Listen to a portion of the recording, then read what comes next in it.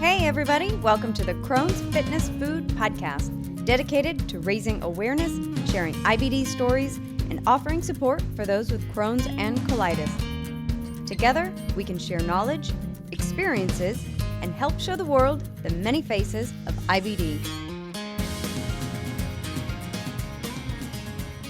Well, hi everyone. Thank you for joining me today for another episode of the Crohn's Fitness Food Podcast. I'm your host, Stephanie Gish, Crohn's warrior since 2006 and lifelong fitness fanatic. My guest today is Renee Taylor, who you might recognize as Killin' It with Crohn's on Instagram, where she shares her story and life's adventures with Crohn's and other chronic illnesses. She's here to share her journey with IBD, tips and tricks for managing flares, and how she balances life with Crohn's. Thank you so much for joining me today, Renee, and welcome to the show. Hi, thank you so much for having me. I'm so excited to be here. Fantastic. I'm excited to have you. I love hearing the IBD stories, and I can't wait to hear yours. So let's go ahead and we'll just jump right into the show. And why don't you start by sharing your Crohn's story and how you were diagnosed? Sure. So I was a junior in college. So coming up in March will be about 2 years. I started to get really sick over my spring break. I kind of chalked it up to just being the flu. I've always had issues with food allergies. So we'll say, I didn't know it ended up being Crohn's, but I've always had issues with food, like not feeling well. I think we all think we're lactose intolerant till we get diagnosed with an IBD. And I just thought I had the flu, and then it just started to get progressively worse to the point where I ended up needing to go to the hospital because I started to develop these like very large softball-sized red bumps all over my leg. Initially, I thought maybe my dog brought like a bug into bed with her when she was sleeping. I like have sensitive skin, so maybe I was allergic to a new softener. I really wasn't sure, but they got like very, very, very painful, and I ended up not being able to walk. So I went to the ER, and they did a bunch of testing. They gave me fluids, pumped me with like Advil, that good stuff. And they said, have you ever heard of erythema nodosum? And I said, no. And they're like, okay, well, are you pregnant? And I said, no. And they said, okay, well, we think you have Crohn's disease. So basically, erythema nodosum is a symptom that 1 to 2% of Crohn's patients, and I think 3 to 4% of UC patients get. But up until that, I was like, I don't have anything wrong with me. I just have the flu. So the next steps were you get the doctor's appointment, you get the colonoscopy, blah, blah, blah. But as we all know, with the healthcare system, it took quite a while to get an appointment. So that was in March, and I didn't have a colonoscopy until May 25th. And the doctor, like right away said, hey, look, you have Crohn's disease. There's like a ton of inflammation. It's really severe. We have to treat you with prednisone right away. So. Wow. What was the time like between that March to May that you were waiting for the colonoscopy? Had everything continued to get worse at that point? I mean, as you can imagine, it was like a steep plummet downhill. I still like wasn't able to walk a lot. I also get really bad tendonitis in my Achilles, so that like limits me from walking too. Lots of weight loss, fatigue, stomach pain. I'm very lucky in the sense that with my IBD, I don't suffer a lot of the quote unquote bathroom issues per se. I get like, I feel like all the obscure things. So my stomach did hurt, but I had a lot of like terrible fevers. I used to get these like blackout spells where I would just like pass out and I would just like shake violently and like lose control of my body. Yeah, I ended up losing 60 pounds. So it was a lot of like immobility and I guess just like loss of daily life. Definitely not a fun disease. No. It's I think you're one of the first ones that I've talked to that's really experienced so many of the kind of the extraintestinal manifestations that we always hear about, but they do fall into the, the rare categories of 1 to 2%. And for you to to really be suffering with more of those, than what most people do. Is It's interesting how the disease manifests in every Hmm. different person. Yeah, I always like to explain it as like a spectrum disease. Like everybody experiences it so differently. So whenever my friends like ask like, "Oh, like what's it like?" I'm like, "Well, this is my experience, but you're going to meet another person with IBD that has a completely different experience." Yeah, which makes it hard to, in a way, to tell people about it, because it's like, here's, my story, but Hmm. it's going to be totally different for someone else. And people, I know when I've talked with people about it, and they're like, oh, so is it just what you eat, or is it, or is those just the symptoms? It's like, no, it's Oh, there's no, no, no. far more layers than Yeah. than you would imagine. So what happened after you got your colonoscopy? They started you on prednisone right away, it sounded like. What was Well, your experience and the journey from there? so I took prednisone only, I want to say, for like 3 or 4 days, and I ended up experiencing like terrible, terrible pain that I honestly thought was much worse than the pain I was experiencing pre-prednisone. Hmm. I couldn't stomach any food. I also was having like insane mood swings. I was not sleeping. So I told my doctor, I called him, I said, I literally cannot take this anymore. I need something else. And he said, I'm not treating you with anything other than prednisone, so you're going to have to deal with it. Um, Wow. so he had me get an emergency CAT scan done, and that was like an awful experience because I was so sick, like not able to like literally function on my own. My poor boyfriend drove me like an hour away to get this CAT scan.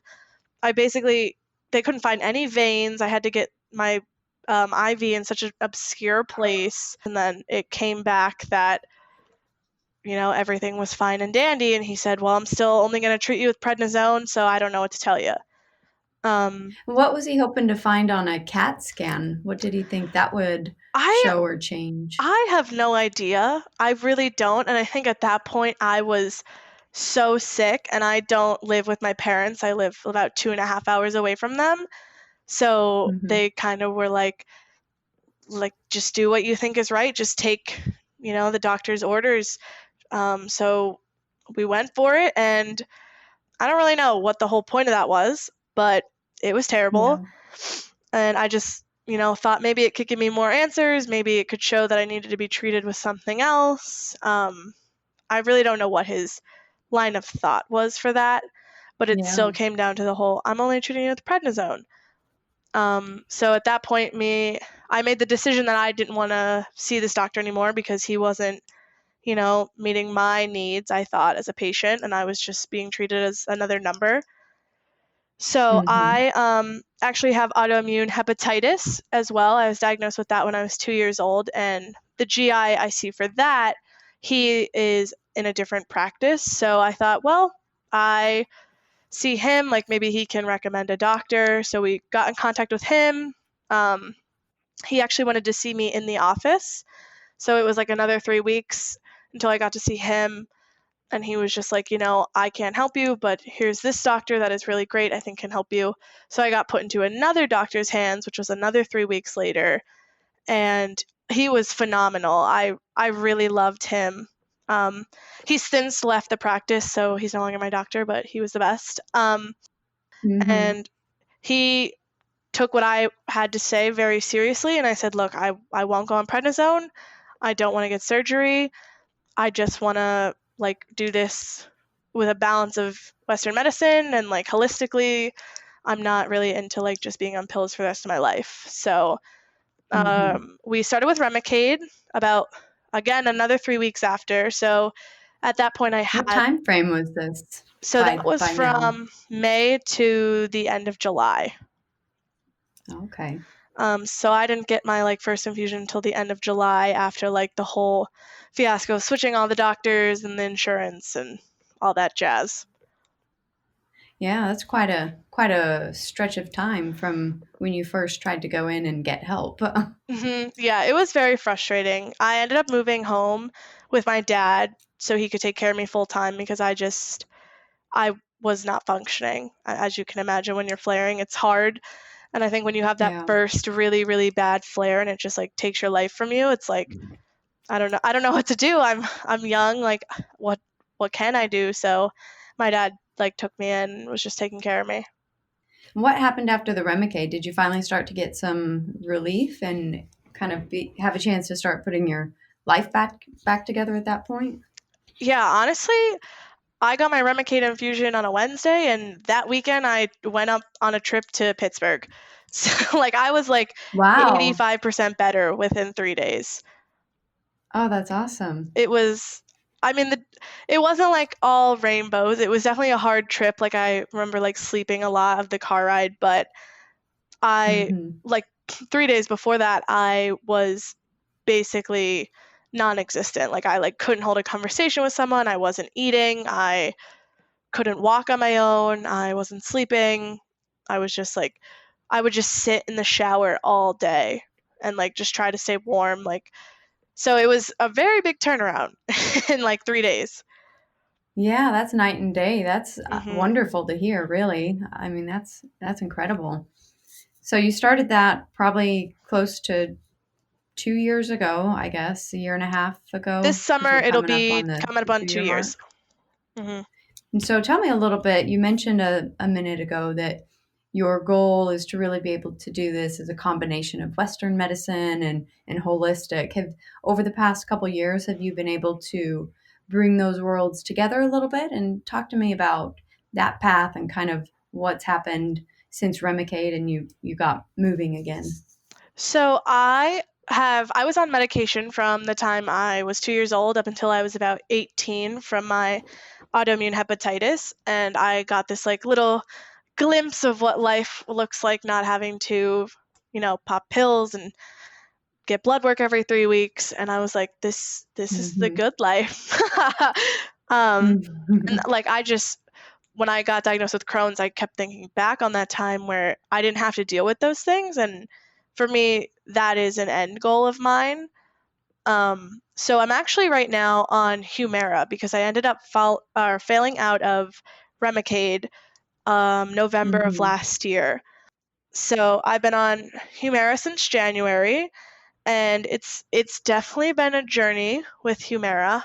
I was biweekly, then I was weekly, and then I started to reject it in July. My antibody levels were 364, and I was like, I cannot go on another medication. I cannot switch. I can't handle this constant switching every X amount of months.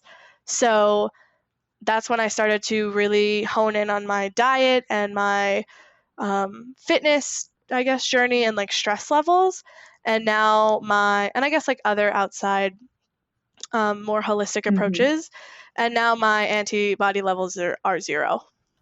Wow, that's awesome. Yeah. So it took a lot of work, but it was like, again, like finding that balance between the two. Yeah. Now, before we jump into that, tell me real quick, does the autoimmune hepatitis, does that have any kind of overlap or kind of link with the Crohn's disease, or is it just, I know sometimes it's more common when people do have one autoimmune Hmm. issue, they'll have multiple. So do you think there's any relation there? Or? So, um, well, like you said, I guess like when you have one autoimmune disorder, the chances of getting another are like exponential. So I actually have a third. I also have Oh, Hashimoto's. Um, mm, but so I actually had a conversation about this with my first doctor or my second doctor that I absolutely loved, and I was taking a medication for my autoimmune hepatitis called azathioprine that actually hmm. treats IBD patients. Yeah. So I was taking that until I was 18. And then when I was 18, that's when I started to think I was lactose intolerant and couldn't handle gluten, or it was the school food because I was at college, or it was that lifestyle. Excuse me. So my doctor was like, Renee, like I think you've had Crohn's your whole life, but you were treating it without knowing. And then you went off this medication when you were 18, and your body was like, all right, like we can kind of handle this, like nothing crazy's happening. And then when I was first diagnosed with Crohn's, like months before that, I had like a very traumatic experience and got extremely, extremely stressed. And then that's what kicked it into overdrive, and I started to flare with it. So Mm-hmm. I don't know if it's linked, but the like T on my life per se is that they think I've Mm-hmm. actually had Crohn's my whole life, but was just formally diagnosed.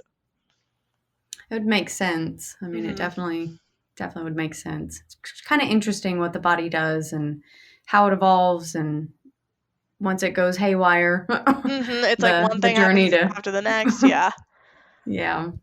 So tell me more about the journey that you started to talk about with bringing diet and fitness and controlling stress. Paint that picture a little bit about, because it sounds like that it has been just tremendously beneficial in managing IBD with bringing all these other factors in. So talk to me a little bit about what fitness was like before, what your diet was like before, Hmm. and then maybe some of these new things that you're doing that was able to bring those levels all the way down to zero.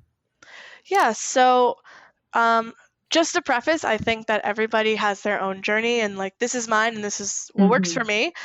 And I totally Yep. respect what other people do. So I actually started out trying to be plant-based a little bit when I first, well, a couple months into my diagnosis after I had kind of gotten a handle on it. So like this time last year I was plant-based, and I felt good, or so what I thought was good after just going through that whole shindig of this losing 60 pounds and pretty much being a corpse. So I Mm-hmm. thought that was what was best for me. I felt okay. My numbers were okay. I I didn't realize that it was just okay though. I thought, this is Mm-hmm. normal. So then I ended up failing out of the Remicade, and again I just felt okay. Into January of this year I just felt what I thought was good but was just okay. So when I started to fail out of the Humira, I was like, you know what? I need to do something different because I think I can feel better if I reevaluate certain areas of my life. So Mm-hmm. although plant-based didn't work for me, I know that there are some people with IBD that it works tremendously for. It just Mm-hmm. wasn't for me. So I started to incorporate a lot of like I still don't really eat a lot of red meat, just personal preference. I'm not a huge fan of red meat. Um, Mm-hmm. but I started incorporating a lot of fish, a lot of chicken, a lot of like protein powder, just heavily, heavily protein based, and then potatoes and like rice. And I know that that doesn't Mm-hmm. work for some people as well. Some people don't eat grains, and that's okay. Again, IBD is all about Mm-hmm. what works for you. And I was like, you know what? Like, this is what it feels like to have more energy. And like, this is what it feels like when my digestive system is actually doing what it's supposed to. So it was a really huge adjustment. I mean, I don't eat corn, I don't eat soy, and I don't eat gluten. And I can tolerate dairy like pretty normally. I stay away from like a lot of dairy, but like I'm not gonna lie, I like house Jenny's ice cream like Mm-hmm. nobody's business. And I mean, Mm-hmm. it's fine for me. There are some people who are like very strictly no dairy, but for me, that's what works for me. And That's awesome. I kept a food log of like Mm-hmm. what I was eating and how I felt after, shortly after, and then like long term. And I actually got a little neurotic with it, I will say, and kind of had some like weird food relationship issues, I'd say, from that. So I drew a line and Mm-hmm. stopped doing the food journal, but it did help. So I would suggest if Good. you are newly trying to figure out what diet works for you, food journaling really helps if you can establish a healthy relationship. And how long did it take for you to start noticing trends with the foods that you were eating versus how you were feeling? I would say probably like, well, it was like a slow incorporating it type of thing. It wasn't like okay, I'm going to go out and buy completely new groceries because I think that's sometimes unrealistic. I don't like to waste food, so it was kind of like slowly accumulating to the diet I'm Mm-hmm. at now. So I gave myself a grace period of like 2 to 3 months. but I really after being completely with this diet, I felt infinitely better probably after 3 to 4 weeks. That's awesome. And you're still following pretty much what you just described there, heavily protein, Mhm. some meats and fish, potatoes and rice is still pretty much what you're following now.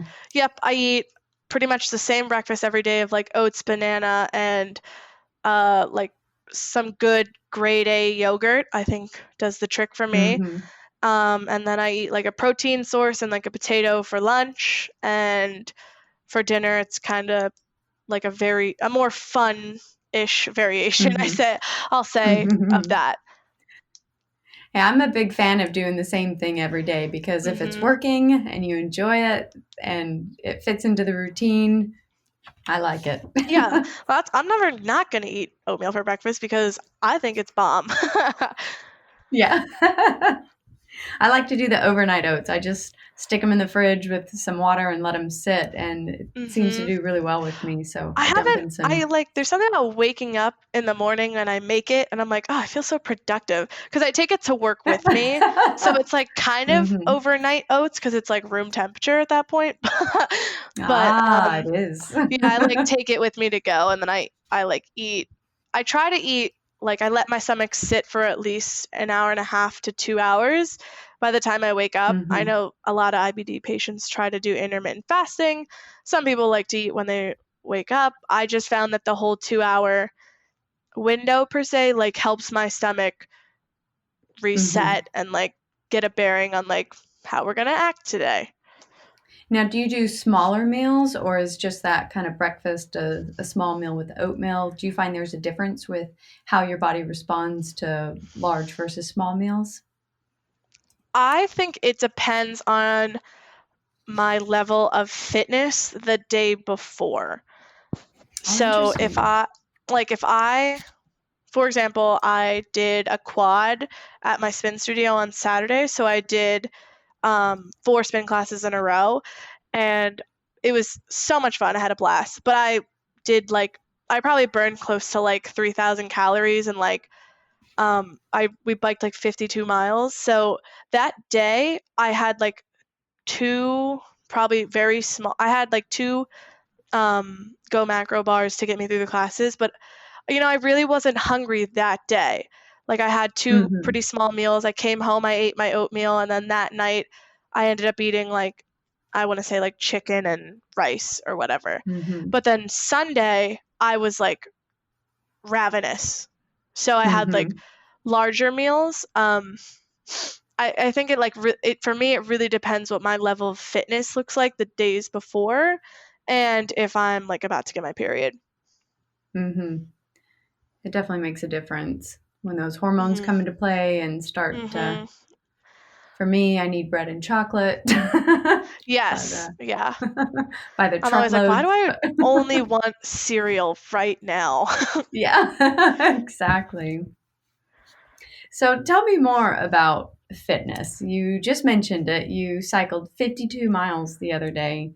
Fitness is obviously Mhm. a huge part of your life. How does that help with your flares? And have you noticed, is this something that was part of the whole journey into bringing this diet, fitness, and stress management in, or have you always been active?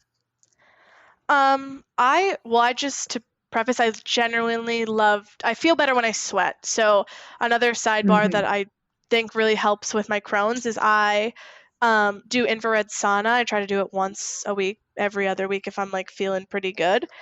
Hmm. It's just a supplemental for me to sweat it out. I think it's great if you have access to an infrared sauna.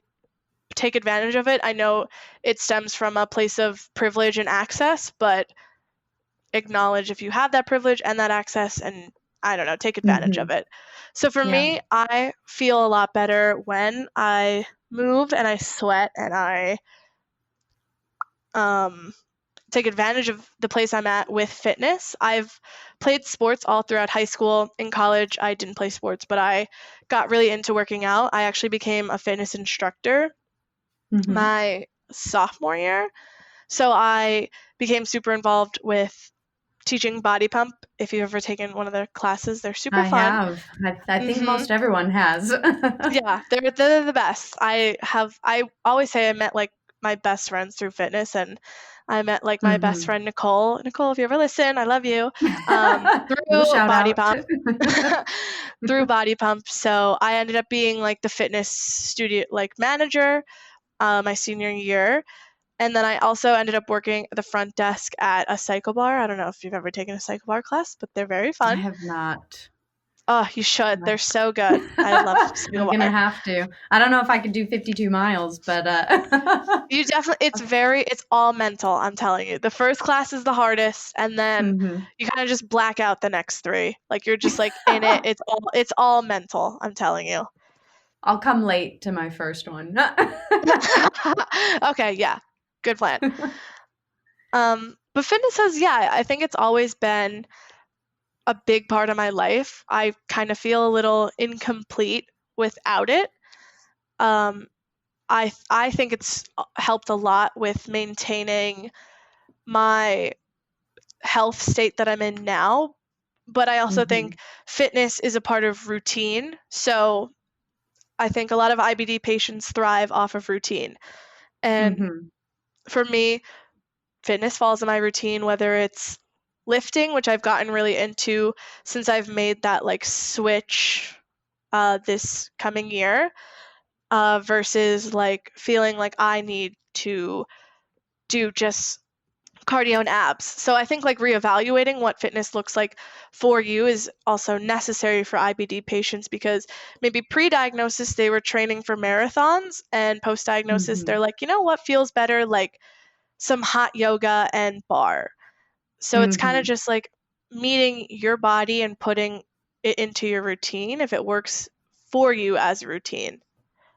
Yeah, that's a great perspective on that and a great thing to point out of just, there's different activities for different times, and if you need to reevaluate and change what you're doing, that is definitely the thing to do. So.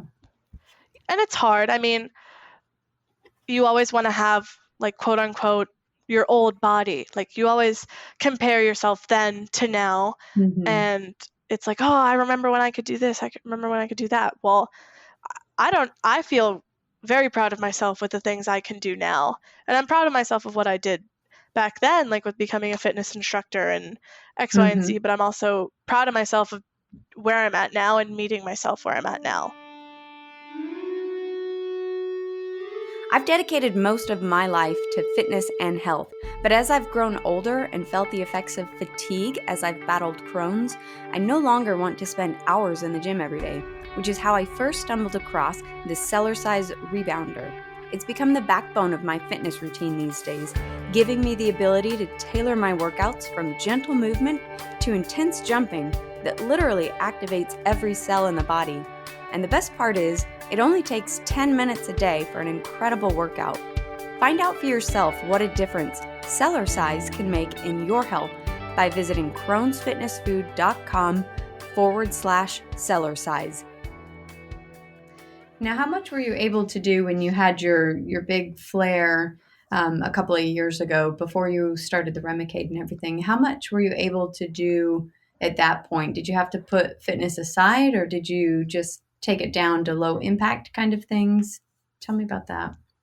So I was super blessed. I was still working at the where I taught body pump, and I was open with my bosses and I said, "Look, I'm going through this. I don't really know what's happening, but I can't teach my classes. I'd love to, but I just really can't." So I ended up canceling my classes for the rest of my semester, but I would do light impact, like I also ended up I guess interviewing, sorry, word. Interviewing Mm-hmm. potential instructors for like the coming year. So I'd sit in on their like 20-minute demos and do the best that I could. But once May came around and the semester ended, just a little before my colonoscopy, I was like, I have to stop. Just like getting up and walking from my room to the living room felt like a chore for me. I was to the point where I couldn't even drive. So Mm-hmm. I wasn't allowed to drive, so it didn't make sense to move my body. I think Mm-hmm. for me, um, I physically can't move my body because I have erythema nodosum. So I was in a flare from April to May of this year, and I was in a wheelchair for a couple weeks. So during those periods of times, I literally can't do fitness the way I'd want to, and it's kind of just like out of the cards. But I know that some people, when they're like not as heavily flaring but still flaring, they can still walk and they feel great with walking. So it's just, again, like just meeting you where you're at. But for me, when I'm flaring, it's like game over for me. And what do you do for the mental aspect of that? Because fitness is such a huge part of your life and has been such a part of your routine. What kind of mental tips or tricks or kind of mindset work or motivation? How do you get through those times when your body is so run down and fighting a flare that's so bad that like you're in a wheelchair, you can't do anything? What does that mindset look like? I mean, let's be honest, it's not always positive. It's so unrealistic for us to go into everything with a positive mindset. I have those days where I'm like, this literally sucks, and I can't believe I'm in this state right now. But I also always tell myself, like, this isn't forever. Like, you got through the first one, you're going to get through the next one. And one of my biggest tips is I always celebrate little victories. So if I felt a little bit better that day and I was like, you know what, like maybe I'll walk around my house. This will be good. Like when I was very sick, when I was living home with my dad, he was taking care of me, I would literally just walk around our living room and I would try to see like, all right, I did 10 laps today. Like that is amazing. So I was just always celebrating what little improvements I was making.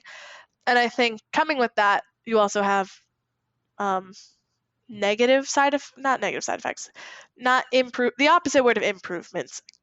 I'm blanking on it right now. But you have improvements, but then you have these deprovements, if that's even a word. Next day, where I know you might not have that. So it's just acknowledging, like, okay, yesterday I was at 10, today I'm at 8 laps, but like, I'm gonna try again. And as long as I woke up and knew, like, I really, really tried to do whatever I was trying to do that day, and it may just be staying awake for 12 hours, then I had to celebrate that, because there's not much to celebrate when you're flaring. You're not out there, curing cancer and running marathons. You're just surviving. So you have to celebrate anything that you can to keep you going forward. I think that's a great tip. I mean, just like you said, every little thing, to just focus on what you can celebrate, whether it's big or little that day. So what does the stress management look like for you? You mentioned that was a big part of bringing that into your whole lifestyle of hopefully getting to the end point of finding the good intersection between holistic and Western medicine. So talk to me about stress management and where that's led you. Sure. Again, I think stress management looks a lot different for everyone. For me, stress management doesn't really look like face masks and getting my nails done, although I will say those things definitely help at times. I like getting a pedicure as much as the next girl. But for me, stress management really looked at a very introspective me. And I was like, where are my limits? Where is my no go, no more?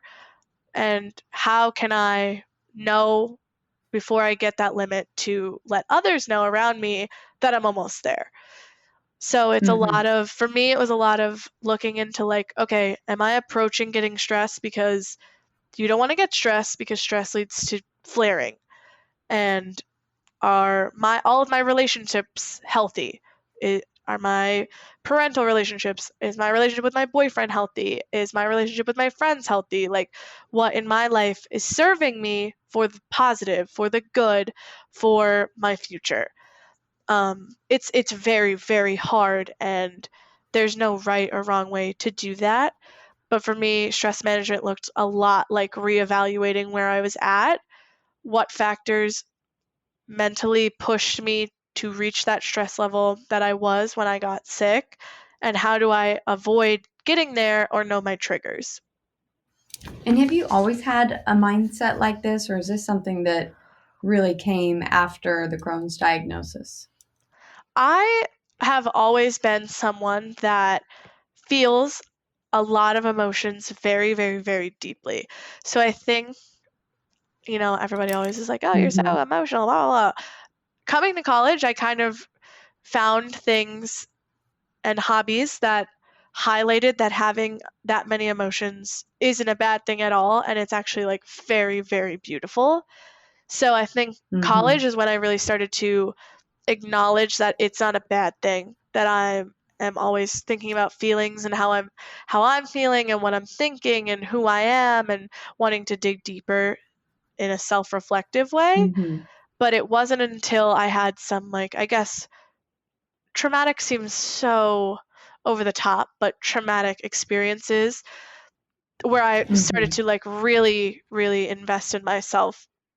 So a little bit before Crohn's, and then definitely it got a lot more intensive as I got diagnosed.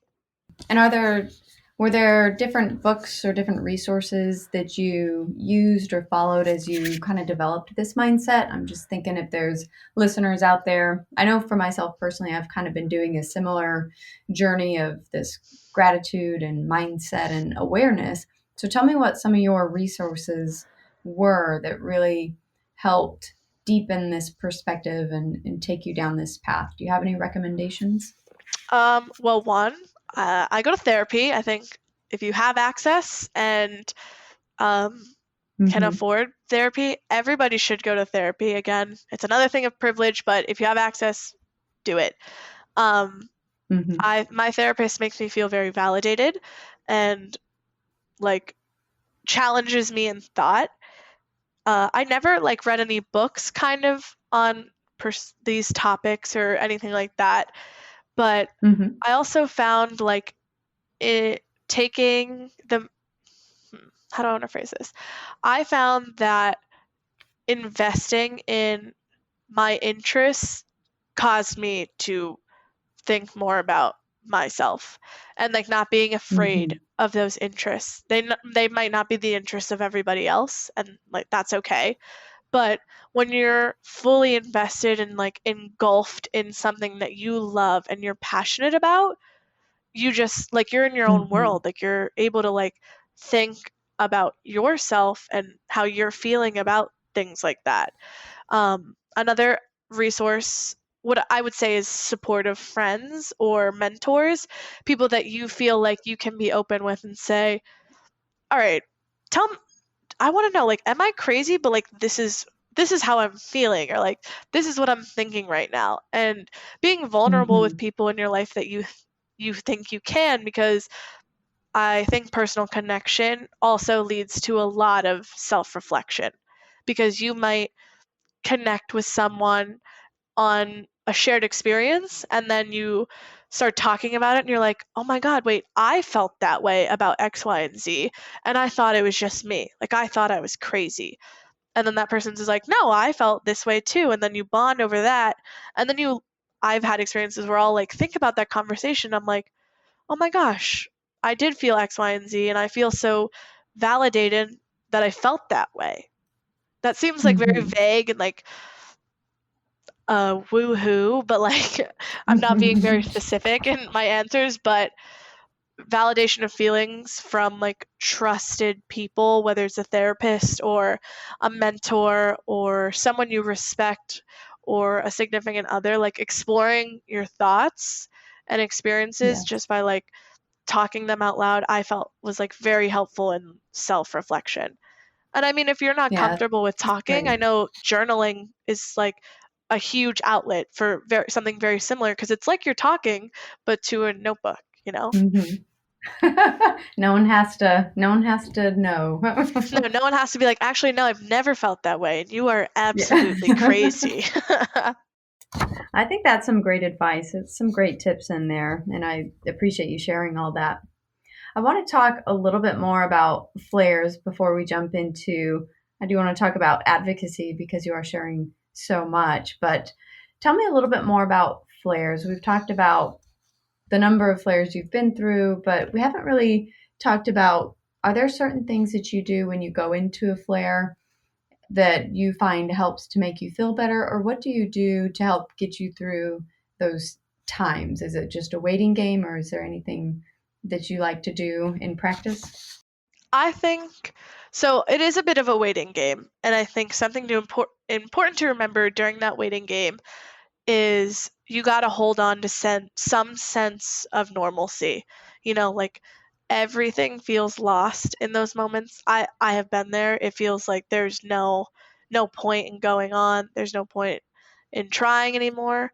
But there you have to think of something that you can achieve or hold on to or talk about or think about amidst your flare that you can also do when you are not flaring. So consistency to some type of normalcy is, I think, is so key for me. So whether that's staying in touch with a friend that has known you pre-diagnosis, post-diagnosis, pre-flare, post-flare, or if that is reading because you love to read all the time, or writing letters to someone, just something that you can hold on to as like a glimmer of hope that like everything might not feel normal right now, but you have this one piece that Mm-hmm. it's going to be there for you right now and then when you're out of this. I love that. And I love that it's so simple too, and that it's, you can pick something, just the examples you gave, that you can pick something that is so easy that even in a worst flare, you can reach out to a friend or you can read something, but there's something in there that you can keep. So I like the consistency of normalcy. Yeah. So tell me, we've been talking quite a bit, sharing your story, sharing your journey, and you've been doing that on social media for quite a while now, too. So, what was it that really compelled you to start speaking up and sharing your story with Crohn's and other chronic illnesses? Sure. So actually, it was Killing It with Crohn's 1 year anniversary a couple weeks ago. So Awesome. I Happy know. anniversary. Thank you. I'm like, happy birthday, me. Um, but so I just felt like I had this story inside of me, in my heart, that just it didn't want to just stay there anymore, and it wanted to like meet a bunch of other people and other hearts who maybe shared something similar or needed some hope or a glimmer of inspiration. And I'm not saying that I do this page so solely for inspiration, but I needed some type of outlet because when I was diagnosed, I didn't know anybody with Crohn's or colitis. So Hmm. and no one in my family has it. So I felt so isolated and so alone. And your family and your friends, they love you to death, but they don't know what it's like. Hmm. And I've always liked to write and connect with people. I'd say like I'm a bit dramatic when I write. I have like an interesting Hmm. style. It's very melodramatic, but I was like, you know what? Like I like to express myself X, Y, and Z this way. So I made Killing It with Crohn's, and I just wanted to share my story in hopes of like stumbling upon someone else out there in the universe that maybe felt a slimmer of the way I did, and just so that we're not Hmm. that alone. And what's the experience been like for you in becoming an advocate and going through this process and sharing your story? What's that experience been for you? It has been the best ever. Um, Hmm. I I mean, I feel like social media, we all struggle with social media sometimes because there are highs and lows of social media, I will say. Hmm. But Killing Yeah. It with Crohn's has been a fabulous, wonderful journey, and I'm excited to keep going on it. But I have met so many people. I've met my best friend in the whole world, Avery. If you listen to this, I love you. And I have met some of my other the sweetest soulmates of my life on this app, and it's insane to me, like the connections I've made. Like I literally went to Seattle across the country to meet and hang out with 3 of the best people I've ever met in my life. And I would have never, ever, ever met them if it was not for Instagram. And so I've got to travel. I've got to do the Spin for Crohn's event and raise money.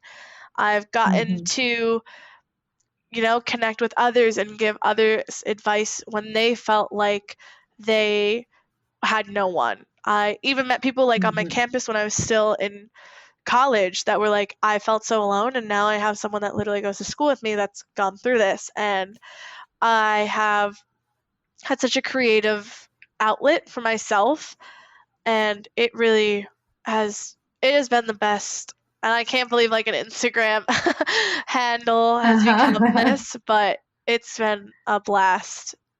That is awesome to hear. And I love to hear it and I love to say it, but our IBD community is such an incredible community. And just like you, I've met some incredible connections just through Instagram that, you feel like you've known people your whole lives and you've just known them through the pictures and stories that that you've shared such a connection with. So yeah, it's the best. It's pretty incredible. It really is.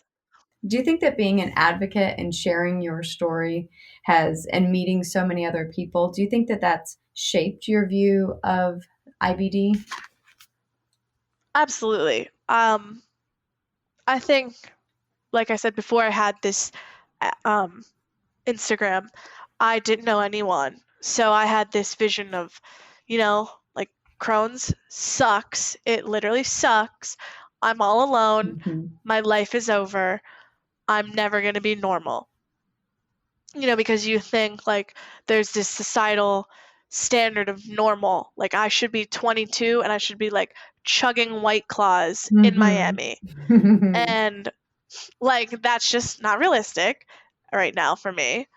So you're like, I'm this like outcast, I have this sign on my forehead that says I'm not like you. I have an invisible illness, like, so then I made this Instagram and I found like a sense of normalcy because I was like, oh my God, I'm not the only one that goes to bed at 9 p.m. on Fridays and like wakes up early and, like does not eat corn. So I feel like I feel normal. You lose that when you're diagnosed at first and when you're having those flares and when you feel hopeless, you're like, I'm not normal. I'm not X, Y, and Z. I'm a loser. I am an outcast. There's something wrong with me. But like that's not the case. And this platform has showed me that normal looks different for everybody, and this is mine, and I really love it. And I'm sure that my friends, they love their sense of normalcy and just the validating of like, you know what, girl, like that's normal because I'm also, chugging decaf lattes. Yeah. I love that. I love that. I love how you phrase that and how you put it, that I feel normal when I'm a part of this, and just that normal does look different for everyone. So I'm sitting here with a big grin on my face because I can hear your excitement coming through, and it warms my heart because I love this community so much, and to just know that so many people can benefit in such amazing ways just by reaching out and being active and being part of the community, even just on Instagram. I know. I was probably just like screaming into my mic. I love Instagram. But this community is something we all strive for, whether it's a community of fitness, it's a community of video games, like-minded scholars. We all, human nature, crave community, and to stumble upon this IBD community on an app, an Instagram application is one of the best blessings of my 2019. Yeah, I would agree. So if people do want to follow you, I know I mentioned it in the beginning, but go ahead and share your Instagram handle. And then do you keep up with your blog or anything like that? Share anywhere that people can follow and keep up with your journey. Sure. So my Instagram name is Killinit, Killin it with Crohn's. That I only have an Instagram right now, but I have some fun news coming within the next month where you can follow my journey a little bit more, but I'm not going to exactly disclose that yet because it's going to be a huge announcement at the end of the month. So go to my Instagram. I'll be like dropping some hints. Yeah, I just have my Instagram right now, but I pretty much blog the crap out of my captions and just write like sagas. So you can find me there. Awesome. Well, I will put that in the show notes, and I know I will definitely stay on the lookout for the big news that's coming. And Yes, once you so do pumped. announce it, I'll go back and edit the show notes for the future and put that in. But I'll definitely put your Instagram link in there for now. So that is awesome. Well, I thank you so much for coming on and chatting with me today and sharing your story. I had a great time. I love hearing the stories every time. So thank you for taking the time out of your night and joining me on the show. Oh, no, thank you so much for having me. This was a blast. I'm picky about the way my clothes fit, especially leggings. So many brands either sit awkwardly or pinch around my waist, which is why I was pleasantly surprised to discover how comfortable my pineapple clothing leggings are. They're silky smooth, soft, and feel like a second skin. I love them so much, they're actually the only thing I wear outside of work now. Going to the movies, working out, or lounging around the house, I'm always in my pineapple pants. Plus, they have lots of great styles, from simple black to fun holiday patterns. Visit crownsfitnessfood.com/pineapple and use code STEGIS for 20% off your order and find out for yourself how great these leggings are.